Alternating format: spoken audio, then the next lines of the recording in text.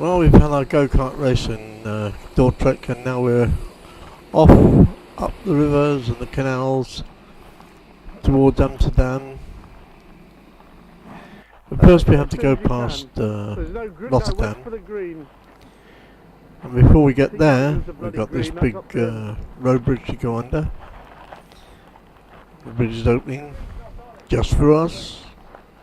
We're truly honoured. I can't see any of the boats coming the other way. Going up slowly, but right, it's a big bridge. Move over to port. And David's on the wheel. Yeah, the green's on. Need to keep well over to port. All the way. And then we can get through there quickly. They can lower the bridge, let the traffic get on with it. Yeah, keep going. The bridge keeper's likely to go through as quickly as you can. And even though there's still a red light shining there somewhere, they're likely to get through and get clear of the bridge. I had a chat with the bridge keeper one day, and he told me that they're likely to go through as quickly as you can, but if the red light is still shining and you have an accident, then it's your fault. And here's two barges coming up, overtaking us, having a race with one another. The outer one is actually registered in Switzerland, would you believe? There they go. There they go. The outside there is from Switzerland. A bit faster than us. It's a big one.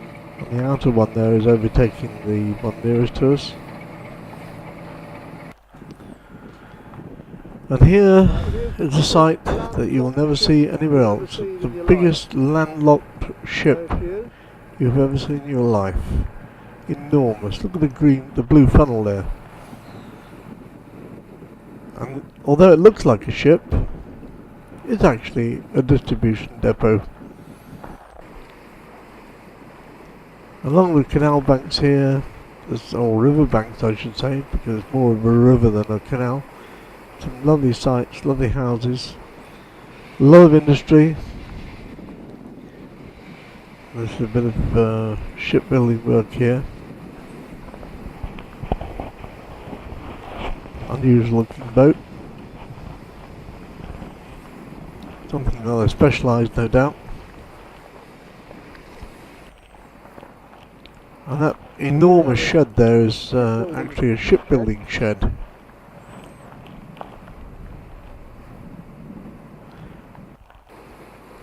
And that bridge there that we shall not be going under today is the bridge that leads you into Rotterdam.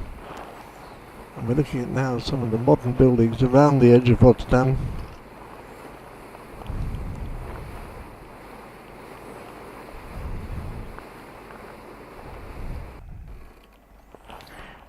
And finally we turned up the river that leads us to Gouda, and we come face to face with this barrier.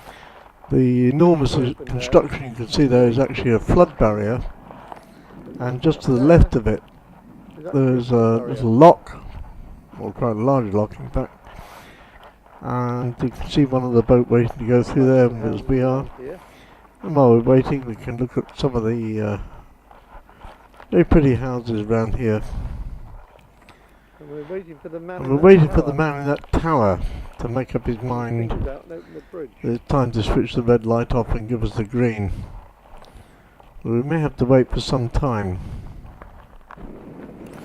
Finally we get through, and we're on our way to Gouda, past some beautiful old houses. Well, some of them new, some of them old, but obviously quite expensive, with their own moorings. And here, to stop the boats getting banged about with all the wash, they lift their boats out of the water. That side of the canal is obviously not quite so wealthy. They haven't got their own moorings. There's still a lot of development going on there. And in amongst all that lot there's a scrapyard here. A boat being loaded up with scrap. This canal, or this river, is still very active with commercial traffic. There's a barge coming down towards us. Some very nice buildings around here.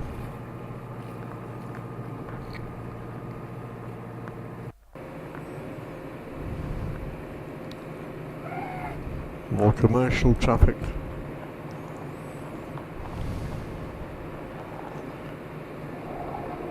Loaded up with something there, I don't know what it is. Looks like rubbish to me.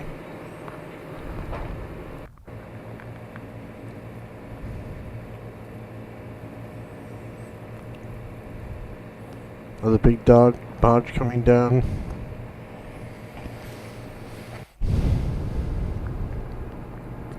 And always the very lovely houses. We're just coming into a small town or village here. And there's a ferry that goes across the river here. Takes your cars with you. And there she is over there.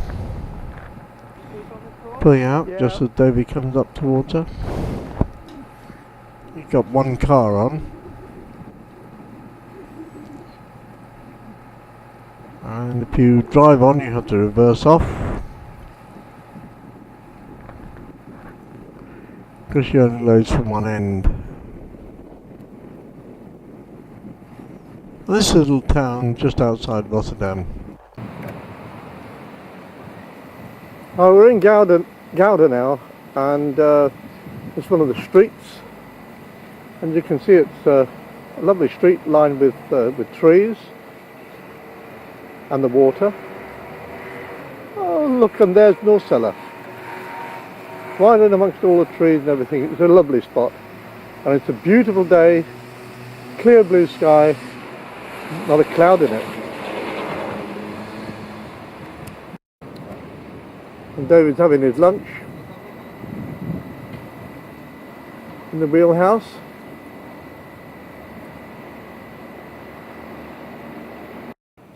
Well, David doing a bit of maintenance here on one of the bikes, the one he's going to ride, so the front wheel doesn't fall out. Next time he does a wheelie.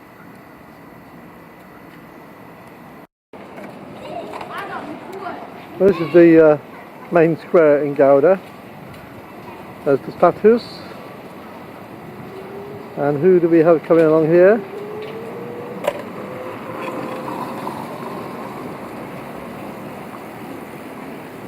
There he is, and there he goes. There's a shot of the statues again, down the side. And over there we have the Weghouse there. And now we're just going to get a few shots around the village, around the town itself. Very nice little town.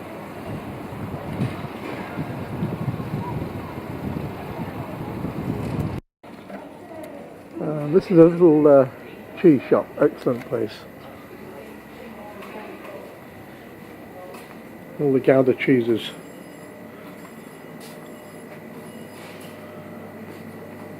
You should be able to smell it too, it's beautiful. Hello. Hello, I would like some Gouda, please.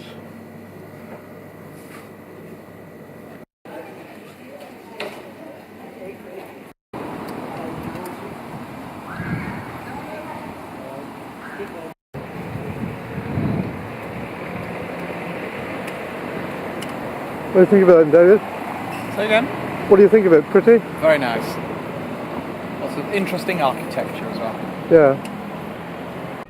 Interesting now what do you make sculpture of that? here of a man struggling with a donkey on his back rather than the other way round. Quite clever if you look at it. And all around town, the little boats going through the canals. It's a really very pretty place. Very interesting.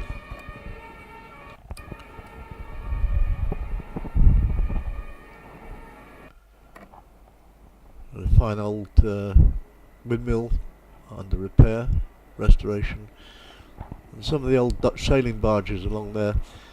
Some of these are permanently moored here, some of them are visiting.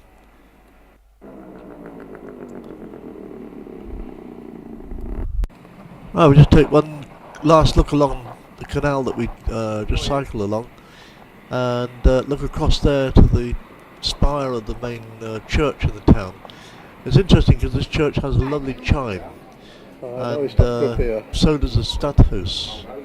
And we come here to have a beer or a drink while we're waiting, and then we're going to listen to the chimes on the stadhuis, and so that the two don't clash, the church chimes 2 minutes before the hour and the stadhuis 2 minutes after. And here we go.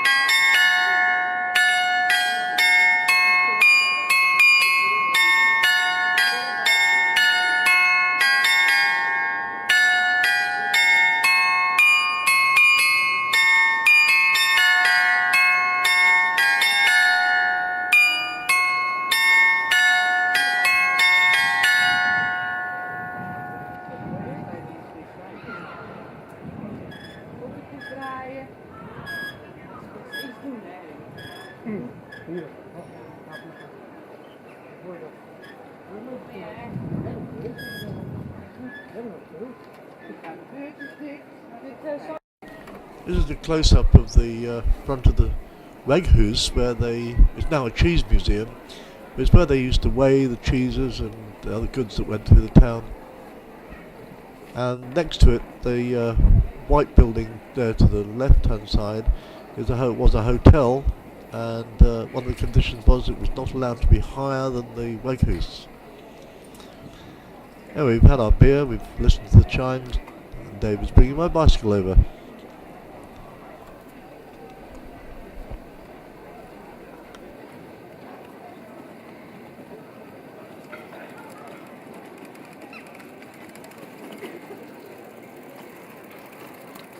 Yours, I believe. Thank you.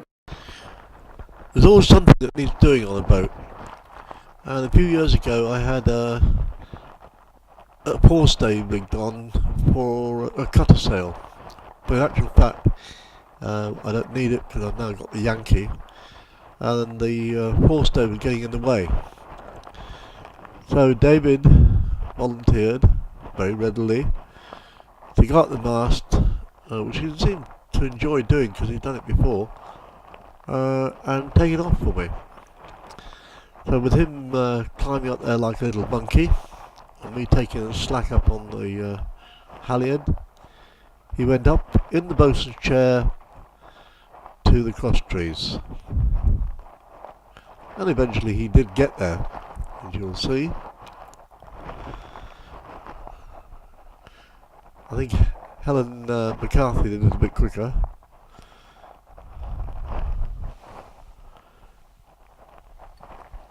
But he's there, he's managed it.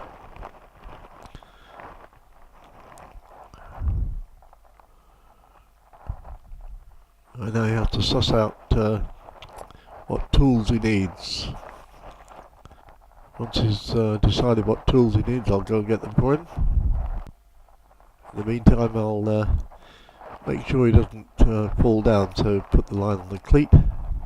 And David decides to have a little bit of fun and make the boat rock. He was quite disappointed that I hadn't actually noticed it, but he seemed to forget I'm quite used to the boat rocking.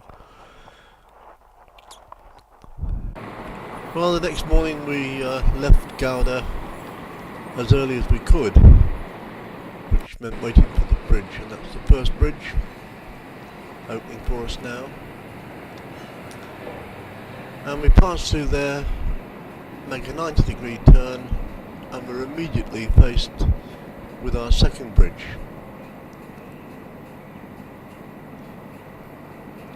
We have a green light, and David's taking us through as quickly as he can. Well done. We come into this little basin here. Thank you, Val. But as I say, just a 90-degree turn, and we're straight to the next bridge, and the bridge keeper made us wait about 15 minutes before he opened that one for us. And I suppose it's a busy time of day, so we can't really complain holding off all this traffic. Just for one boat, and the bridge will just come through. They've put lots of stern on, and we stop, turn facing the bridge, and wait. So after this we've just got one lock to go through, or sluice as they call them over here, and then after that there's just one more road bridge before the big railway bridge that we have to wait for, and we'll have to wait some time. Wave goodbye to the lock keeper, or bridge keeper.